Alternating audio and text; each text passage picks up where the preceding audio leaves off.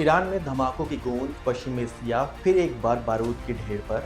सवाल सीधा है, क्या यह सिर्फ सैन्य दबाव है या ईरान में सत्ता परिवर्तन की पटकथा है।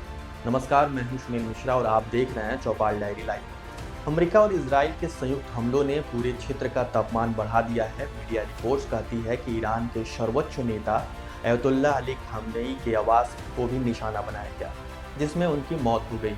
अगर यह सच है तो यह सिर्फ चेतावनी नहीं, सीधे सत्ता के शीर्ष पर वार है। अब सवाल है, इसके पीछे की रणनीति क्या है।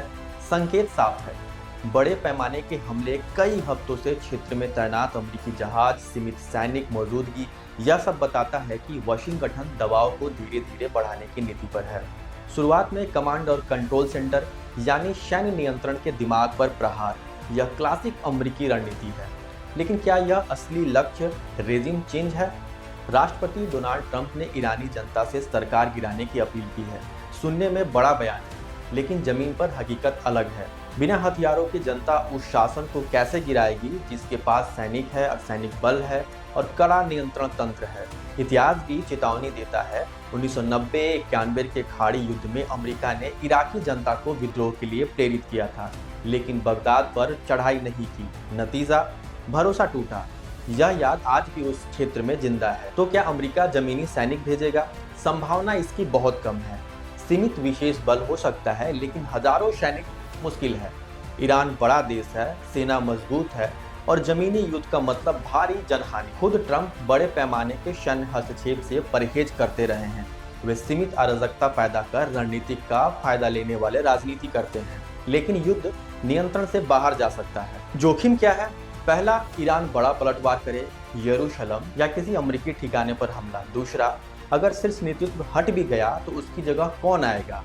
वेनेजुएला में सत्ता डगमगाई, लेकिन अंत में व्यवस्था टिक गई। ईरान में भी असली ताकत रिवोल्यूशनरी गार्ड के पास है, वही सत्ता संभाल सकता है। और अगर कट्टरपंथी नेतृत्व और मजबूत होकर उभरा तो क्या अमेरिका के लिए हालत बेहतर होंगे? जवाब आसान नहीं है। इस पूरे घटनाक्रम का टाइमिंग भी दिलचस्प है। पिछले साल जब इजराइल के प्रधानमंत्री बेंजामिन नेतन्याहू ने क्षेत्र में आक्रामक रुख अपनाया तो कई अरब देश ने भी असहजता जताई। तब कोशिश हुई थी सबको बातचीत की मेज पर लाने की। संभव है अभी भी दबाव बनाकर सौदेबाजी की जमीन तैयार की जा रही हो। लेकिन एक खतरा और भी है। जब बम गिरते हैं तो लोग अक्सर सरकार के पीछे खड़े हो जाते हैं। राष्ट्रवाद सक्रिय हो जाता है और सत्ता कमजोर होने के बजाय और सख्त हो सकती है। हाँ, ईरान में मानवाधिकार दमन की खबरें रही हैं। हजारों प्रदर्शनकारियों की मौत के दावे भी हुए हैं।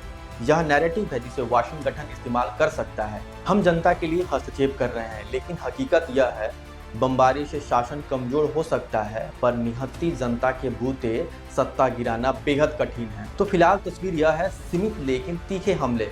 संदेश साफ है, दबाव बढ़ेगा, जमीनी युद्ध की संभावना कम है और सत्ता परिवर्तन की संभावना भी कम दिख रही है। अभी बहुत लंबी और अनिश्चित कहानी है। आगे की हर अपडेट के लिए जुड़े रहिए। वीडियो पसंद आया तो लाइक, शेयर और सब्सक्राइब जरूर करें।